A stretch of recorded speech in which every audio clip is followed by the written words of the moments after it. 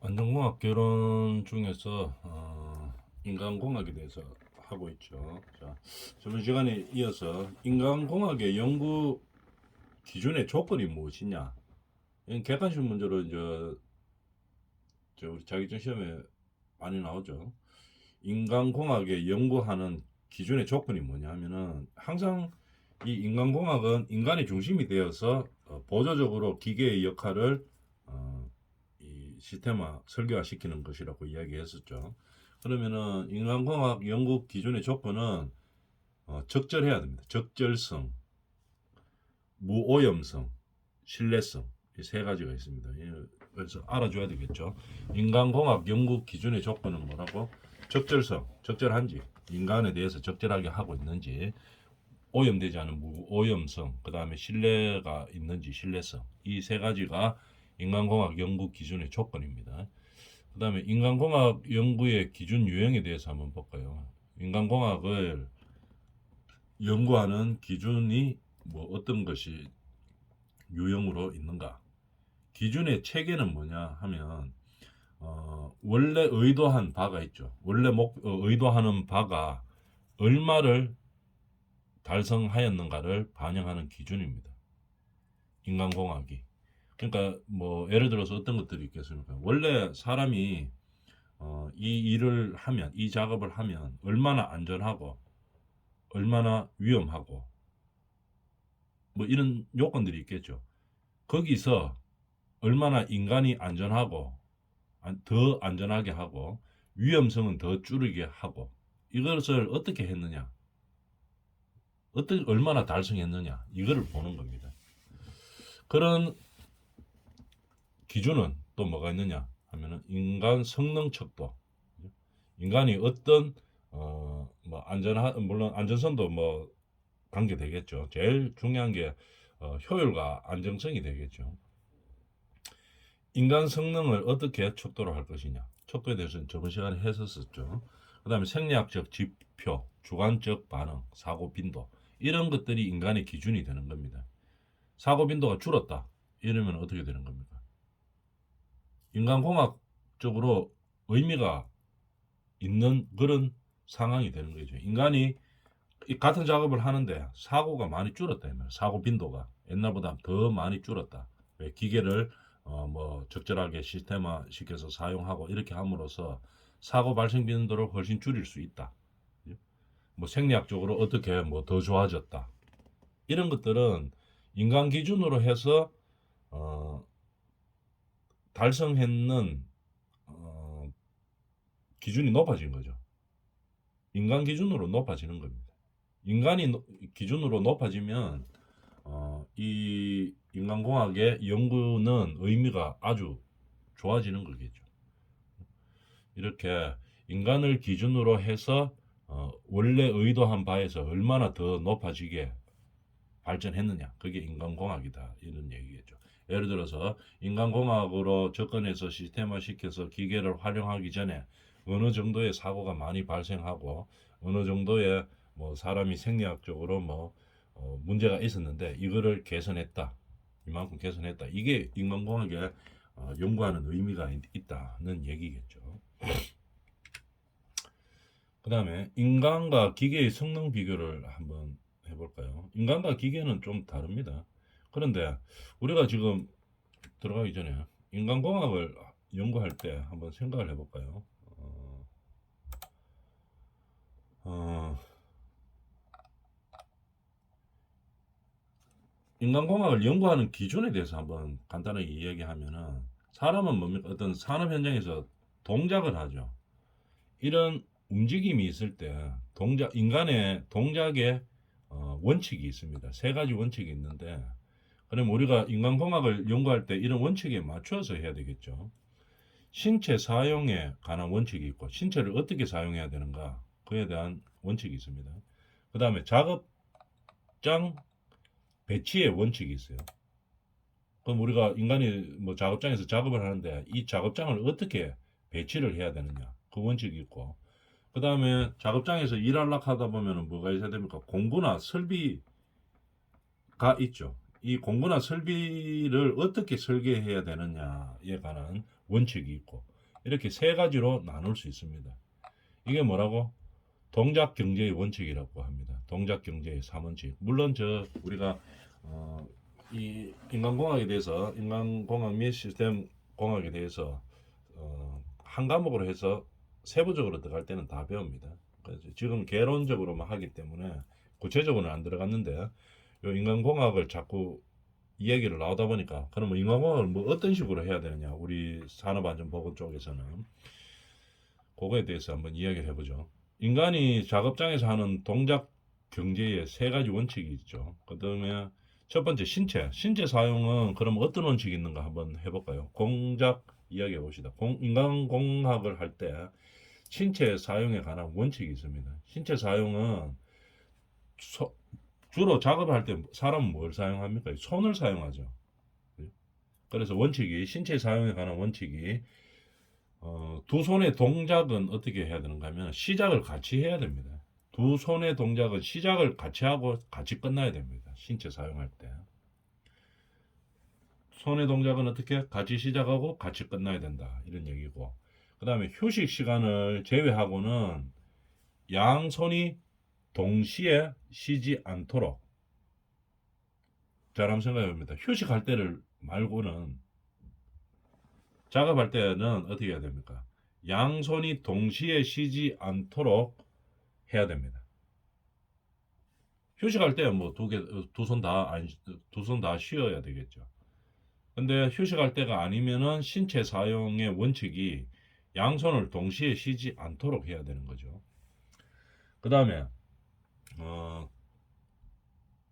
두 팔의 동작은 동시에 서로 반대 방향으로 대칭적으로 움직일 수 있도록 신체 사용의 원칙이 있습니다. 그럼 대칭이 안 되면 어떻게 돼요? 한쪽 방향으로만 계속 움직이면은 작업을 예를 들어서 뭐 땅 판다고 쉽게 생각을 해볼까요? 사람이 계속 한쪽 방향으로 왼쪽으로만 땅을 계속 팝니다. 작업을 하고 있다 이 말이죠. 그러면 어떻게 되겠습니까? 이 허리도 안 좋고 한쪽으로 틀어지겠죠. 그 다음에 손도 어떻게 됩니까? 한쪽 방향으로만 계속 근육 쓰니까 이게 안전상 상당히 안 좋죠. 근육도 뭐 이 한쪽으로만 쏠림 현상이 있을 끼고 방향이 한쪽으로만 가니까 안 좋다 이 말입니다. 그러니까 신체 사용을 할 때는 어떻게 됩니까? 서로 반대 방향으로 대칭적으로 움직여야 된다 이 말이겠죠. 쉽게 말하면 땅을 10번 왼쪽으로 파면 반대로 10번 왼쪽으로 파줘야 된다 이 말입니다. 그렇게 신체 사용을 할 수 있도록 배치를 해야 몸의 균형이 이루어지고 안전사고라든지 건강이 유지될 수 있다 이런 얘기겠죠. 이렇게 신체 사용에 대한 원칙이 있는 겁니다. 그 다음에 그러면 또 뭐 작업장 배치에 관한 원칙에 대해서 생각해 보면은 작업장에서 한번 생각해 봅니다. 작업장에서 해야 되는 원칙 중에서 하나는 공구 있죠. 작업장에서는 공구가 있죠. 공구나 재료는 어디에서 해야 되는가 하면은 정해진 위치에 항상 그대로 있어야 됩니다. 그 자리에 있어야 돼요. 그래야지 불필요한 이동이 많이 줄어들겠죠. 그 다음에 사람이 사용할 수 있는 가까운 위치에 두도록 해야 되겠죠. 작업장 배치의 원칙입니다. 나는 망치 많이 쓰는 그런 작업장이 있는데 망치 쫙쫙이 갖다 놓고 어디 있는지도 모르고 이러면은 이게 뭡니까? 효율성이 상당히 떨어지죠. 인간 중심의 효율성을 향상시킬 수 없는 그런 행위죠. 그래서 작업장 배치의 원칙이죠. 그 다음에 공구나 재료는 작업 동작이 어떻도록 원활하게 수행되는 위치에 있어야 되겠죠. 공구하고 재료의 위치가 중요한 겁니다. 작업장 배치의 원칙은. 일할 때 우리가 그렇죠.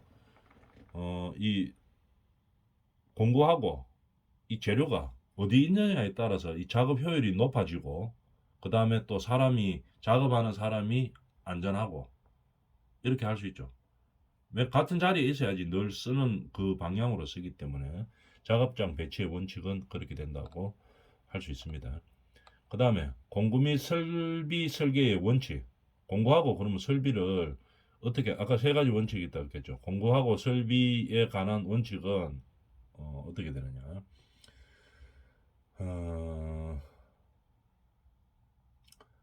가능하면 어떻게 해야 됩니까? 공구 기능을 결합하여 사용해야 됩니다. 결합하여 공구의 여러 가지 기능을 결합하여 사용해야 되겠죠. 가능하면. 예를 들어 뭐 공구 하나가 뭐 한쪽 일만 하는데 이 일할 때 이 공구 쓰고 저 일할 때 저 공구 쓰고 이런 게 아니고 공구의 기능을 결합해 가지고 한 공구로 다 이렇게 할 수 있으면 결합해서 사용하라 이런 얘기겠죠. 그 다음에 공구와 자세는 어떻게 가능한 한 사용하기 쉬운 위치에 미리 그 사용하기 편한 위치에 갖다 놓고 사용을 해야 된다 이렇게 되는 거겠죠. 공구 및 설비 설계에 관한 원칙. 이걸 왜 미리 이야기해 줬는가 하면은 인간공학을 할 때 뭐 어떤 것을 생각하느냐 그러고 어떤 원칙을 부여하느냐를 생각해 보기 위해서 했는 겁니다. 그러면 금방 했던 거를 이제 생각을 한번 해보면 요거죠. 인간공학을 할 때 예를 들어서 우리는 뭐 산업안전보건 쪽에 를 많이 알아야 되기 때문에 작업장에서 사람이 하는 이 동작의 3원칙이 있다고 해서 이거 뭐 아주 중요한 부분입니다. 이 뭐 자격증 시험 부분이나 아니면 인간공학적인 면에서 아주 중요한 부분인데 동작 경제의 3원칙이 있죠. 그 첫 번째는 신체 사용에 관한 원칙이고 그 다음에 두 번째는 작업장을 어떻게 배치할 것이냐 그 원칙, 세 번째는 작업장 안에서 공구 설비를 어떻게 설계할 것이냐 이 원칙인데 그 원칙을 정하는 가장 중요한 것은 인간의 안전성과 효율성을 높이는 겁니다. 그죠? 인간의 안전과 효율성을 높이는 건데 요 세 가지에 따라서 아까 뭐 이야기했던 그런 원칙에 맞추어서 우리가 설계를 하는 겁니다. 그죠? 그 원칙에 맞추어서 동작을 하고 그 원칙에 맞추어서 작업장에 배치를 하고 이렇게 하는 겁니다. 그렇게 해서 결국은 인간의 작업을 할 때 효율을 높이고 안전하게 하는 거죠. 그게 인간공학의 중요한 부분입니다. 그 다음에 이제 다시 돌아와서 인간과 기계의 성능 비교를 해보면 인간이 기계를 능가하는 기능은 많습니다. 또 반대로 기계가 인간을 능가하는 기능도 많죠. 그렇기 때문에 이거를 적절하게 합쳐서 이제 사용하는 거죠. 그 중에서 한번 볼까요? 우리가 뭐 다 잘 알고 있지만 인간이 기계를 능가하는 기능은 시각, 청각, 촉각, 후각, 미각적인 자극을 감지할 수 있죠. 그죠? 근데 뭐 동물이나 이 기계들은 이보다 더 뛰어난 거일 수도 있지만 그래도 사람이 가지고 있는 오감이 있죠. 수준은 뭐 조금 기계에 비해서 조금 낮을 수는 있죠. 기계는 어떻게 뭐 훨씬 더 증가시킬 수도 있지만 이렇게 구체적으로 이 다섯 가지 오감이나 이렇게 감지할 수 있는 기능을 뭐 프로그램적으로는 할 수 있지만은 사람처럼 이 자연적으로 이렇게 받아들이는 감각은 없죠. 물론 프로그램화 시켜서 기계를 뭐 오감을 받아들이게 할 수는 있습니다. 그렇지만 이렇게 인간처럼 이 오감을 자연적으로 가지고 있고 이렇지는 않아죠. 그래서 인간이 기계를 능가하는 기능에 오감이 있습니다. 그 다음에 요 보면은 잡음이 심한 경우에도 신호를 인식할 수 있다. 이게 인간이 기계를 능가하는 기능입니다. 사람은 보면은 막 이런 시끄러운 환경이나 막 이런 환경에서도 신호를 인지할 수 있죠. 그러니까 막 떠드는 사람들 많은 상황에서도 내하고 이야기하는 이 사람의 뭐 어떤 말이라든지 신호를 인지할 수 있는 그런 능력이 있습니다. 사람은. 기계는 반면 어떻습니까? 막 잡음이 엄청나게 심하고 이러면은 데시벨이 높고 뭐 데시벨이 낮고 이러면은 데시벨이 높은 순으로 들리도록 인지할 수 있도록 그 측정을 해놓으면은 데시벨이 내가 필요한 그 신호만 잡아낼 수는 없습니다. 데시벨이 높은 대로 인식하도록 프로그램이 되어 있으면 데시벨 높은 것만 받아들이게 되어 있죠. 이런 식으로 인간은 잡음이 심한 경우에도 신호를 인지할 수 있다 이런 얘기입니다. 그다음에 복잡한 자극의 형태를 식별할 수 있습니다. 사람은. 그죠? 상황이 엄청나게 복잡해도 이거를 딱 보고 어느 것이 상황에 따라서 필요한 것이 뭔지 그죠? 이런 것들을 식별해낼 수 있는 거죠. 기계는 입력되는 대로만 하는 거죠. 그래서 사람이 또 이런 기계보다 능가하는 기능을 가지고 있습니다. 그다음에 주위에 이상하거나 예기치 못한 사건들을 사람은 감지할 수 있죠. 아, 이거 뭐 불안하다 이런 거 상황을 보니까 이 뭐 어떤 문제가 발생할 것 같다, 안전사고가 발생할 것 같다 이런 것들을 감지할 수 있습니다. 기계는 아니죠. 데이터만 딱 보고 이제 뭐 어떤 수치로 나타나야 입력된 프로그램으로 나타나야 이제 감지할 수 있는 거고 사람은 예기치 못한 상황들도 감지를 할 수 있습니다. 그 다음에 많은 양의 정보를 오랜 기간 동안 기억할 수 있다 이 말이죠. 뭐 물론 기계도 기억할 수 있지만 사람도 엄청나게 많은 그 정보를 기억할 수 있죠. 보관되어 있는 적절한 정보를 회수하며 관련 있는 수많은 정보들을 회수할 수 있다. 우리도 사람 머리도 엄청나게 그 많은 양의 정보를 기억하고 있고 필요할 때 적시적소에 필요할 때 그때 필요한 기억들을 끄집어내서 활용할 수도 있죠. 물론 기계도 할 수 있지만 어떤 상황 판단에서 이런 상황에서 이런 정보를 활용해야 된다. 이런 거는 기계는 프로그램이 입력이 되어 있어야 하는 거고 사람은 그런 프로그램 없어도 전반적으로 다 할 수 있죠. 기억이 안 날 수도 있지만 대부분 그렇게 할 수도 있습니다. 그렇기 때문에 인간이 기계를 능가하는 능력이라고 표현을 하는 거겠죠. 그 다음에 이제 이 중요한 거 인간 의사결정하는 거.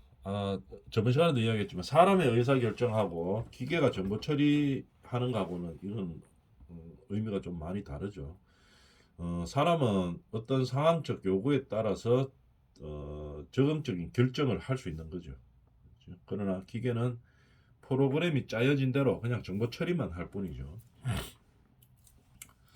그 다음에 어떤 경우에 이 방법이 잘못되면은 사람은 또 다른 실패 안 할 수 있는 방법을 생각을 하고 선택을 하죠. 근데 기계는 그런 거 아니죠. 입력해 놓는 방법 이거 아니면은 이 방법 아니면 이 방법 해가 세 개 다 실패하면 그냥 끝이죠. 입력된 프로그램이 세 개다. 근데 세 가지를 가지고 해봤는데 다 안 된다. 그럼 기계는 더 이상 못하죠. 그러나 사람은 다시 생각해서 다른 방법을 찾을 수 있습니다. 이런 것들이 기계를 능가하는 기능이죠. 관찰을 통해 일반화하여 추리를 할 수 있다. 기납적으로 처리할 수 있다. 이것도 맞죠. 그 다음에 원칙을 적용하고 그 다음에 다양한 문제들을 인간은 해결할 수 있습니다. 그래서 인간은 기계보다 뭐 어떤 면에서는 더 훨씬 뛰어나죠. 또 어떤 면에서 뭐 속도라든지 이런 면에서는 기계가 더 뛰어나지만 인간이 훨씬 더 뛰어난 부분들이 많습니다. 주관적으로 추산하고 평가할 수 있다. 이것도 그렇죠. 그 다음에 지금까지 어떤 프로그램보다 어떤 일에서 발생하는 상황보다 완전히 새로운 해결책을 찾아낼 수도 있습니다. 사람들은, 인간들은.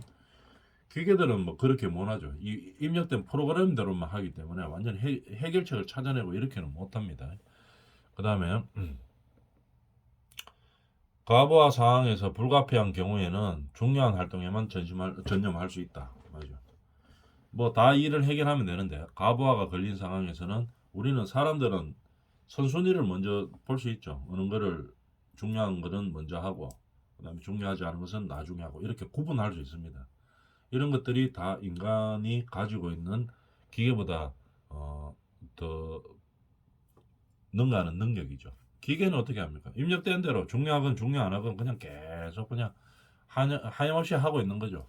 프로그램 안 바꾸면 똑같이 합니다. 그냥 중요하고 안 하고 이런 거 구분을 못 하죠. 기계는. 그 다음에 운영상 요건에 맞춰서 신체적인 반응을 적응할 수 있다. 다양한 운영상의 여건에 맞춰서 신체적인 반응을 거다가 적응할 수 있죠. 사람은. 기계는 그게 안 되죠. 하락하는 대로만 합니다. 들으라 하면 계속 들기만 드는 거고 사람이 들다 보니까 이 드는 것보다가 반만 들고 뭐 옆으로 살짝 빼가지고 위로 드는 게 더 유리하다 이런 게 할 수 있죠. 근데 기계는 그렇게 안 되죠. 프로그램대로 움직이는 거죠. 이런 것들이 인간이 기계를 능가하는 기근입니다. 반대로 이제 기계가 인간을 능가하는 기능도 있죠. 그 중에서 이제 뭐 제일 대표적인 게 빨리 하는 거죠. 빨리 하는 거. 기계가 인간을 능가하는 거. 그 다음에 어, 빨리 하고, 그 다음에 신속입니다. 신속하고 정확하게 하죠. 사람은 뭐 이거 하다 보면 실수도 할 수 있는데 뭐 기계는 실수하는 건 없죠. 입력되는 대로 그냥 그대로 가는 거기 때문에 그런 것들이 이제 제일 대표적인 것들이고, 읽어보면 어떻게 되냐, 내용들에서 정리를 해보면 어떻게 되나 한번 봅시다. 초음파등과 같이 정상적인 감지 범위 밖에 있는 감각을 감지할 수 있다. 사람의 오감보다 훨씬 더 넓은 것들을 감지할 수도 있죠. 근데 이거는 뭡니까? 그 기능을 삽입시켜 줘야지 기계에다가 그 기능을 프로그램화 시키고 그것을 어, 저장을 해줘야지 이제 할 수 있는 그런 상황이죠. 그 다음에 연역적으로 처리할 수 어떤 자극이 일반적으로 분류한 어떤 급에 속하는가를 판별하는 것 같이 연역적으로 처리할 수 있다. 뭐 당연한 얘기죠. 읽어보면 되겠고, 드물게 발생하는 사상을 감지할 수 있다. 사전에 명시된 사상. 그죠? 그러면 어떤 일들이 한 번씩 탁탁 발생하는 거, 이런 거 계속 발생하는 거는 사람도 뭐 주기적으로 발생하는 사람도 감지할 수 있지만, 뭐 1년에 한 번씩 발생하는 거, 이런 것들, 그런 것들은 이제 프로그램에 이제 구성되어 있는 것들은 찾아낼 수 있습니다. 기계들은. 그래서 한 번씩 드물게 발생하는 것도 어, 정확하게 찾아낼 수 있다 이 말이겠죠. 그 다음에 중요한 기능, 암호화된 정보를, 제일 중요한 거죠. 신속 정확하게 해석하는 거죠. 구체적인 요청이 있을 때 암호화된 정보를 신속하고 정확하게 회수한다. 프로그램만 짜여 있으면 뭐 무조건 사람보다 훨씬 빠르고 훨씬 정확하죠. 그것만 정확한 겁니다. 프로그램 짜여진 것만. 명시된 프로그램에 따라 정량적인 정보 처리를 한다. 이런 것들은 기계가 사람보다 훨씬 빨리 할 수 있는 겁니다. 정량적인 것들은. 그러니까 계산기도 그렇죠. 사람 계산 다 할 수 있지만은 사람보다 훨씬 빠르고 정확하죠. 그죠? 틀리는 게 없죠. 기계들은. 그런 것들이죠. 입력 신호에 대해서, 신호가 있으면 신속하고 일관성 있게 바로 반응할 수 있습니다. 사람은 그렇지는 않으죠. 입력 신호가 있다고 해서 뭐 기계처럼 빨리 신속하게 일관성 있게 똑같이 그렇게 대응은 못하죠. 특히 이제 기계가 잘하는 거, 반복적인 작업, 신뢰성 있게 할 수 있죠. 똑같이 나옵니다. 기계들은. 예를 들어서 뭐 공장에서 뭐 제품을 하나 찍는다 이러면은 특별한 거 없이 그냥 계속 똑같이 찍어가 나오죠. 뭐 특별한 뭐 환경의 변화가 없으면은 정해진 규격, 정해진 사이즈로 정확하게 나오는 거죠. 빨리 이렇게 나오는 거죠. 그 다음에 상당히 큰 물리적인 힘을 규율 있게 발휘할 수 있다. 기계가 사람보다 힘 훨씬 더 많이 사용할 수 있죠. 예를 들어서 뭐 아까 저번 시간에 이야기했나 물건 드는 거, 이런 것들은 사람은 뭡니까? 처음에는 뭐 잘 들고 하지만 나중에는 아프고 막 그러죠. 허리 아프고 뭐 이렇게 하니까 어, 똑같이 그렇게 발휘하지는 못하는데 기계는 다 그렇게 할 수 있죠. 긴 기간에 걸쳐 작업 수행을 할 수 있습니다. 사람은 뭐 휴식도 해야 되고 이렇지만 기계는 뭐 기름만 떼주면 계속 할 수 있죠. 전기만 공급되면. 물리적인 양을 계수하거나 측정하기에 용이하죠. 그 다음에 기계는 단순한 것들, 프로그램을 여러 개를 동시에 할 수도 있습니다. 사람도 물론 할 수 있지만 기계가 훨씬 더 많이 할 수 있죠. 여러 개의 프로그램 활동을 동시에 수행할 수 있고, 큰 부하가 걸린 상황에서도 효율적으로 작동할 수 있다. 부하가 크게 걸리더라도 효율적으로 작동할 수 있다. 근데 이제 중요한 것은 이건 다 프로그램화 되어 있어야 되겠죠. 프로그램화 되어 있지 않으면은 기계는 작동 못 합니다. 그죠? 사람은 이제 어느 게 중요한지를 보고 판단해가 할 수 있지만, 기계들은 이런 프로그램이 다 되어 있는 경우에는 이제 할 수 있는 거죠. 주의가 소란하여도 효율적으로 작동할 수 있다. 맞죠? 기계가 뭐 소란하다고 해가지고 이뭐 작동 안 하고 그런 것은 아니죠. 이런 식으로 보면 기계하고 인간의 성능 비교를 왜 했는가 가만히 생각해 보면은, 지금 이거 하는 과목이 기계하고 인간하고를 같이 연계시키는 거죠. 연계시켜서 설계를 하는 겁니다. 어떤 작업을 편하게 하기 위해서.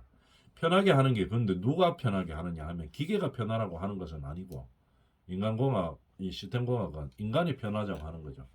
편하다고 하는 것은 안전하고 인간이 안전하고 효율을 높이는 것 이거를 말하는 겁니다.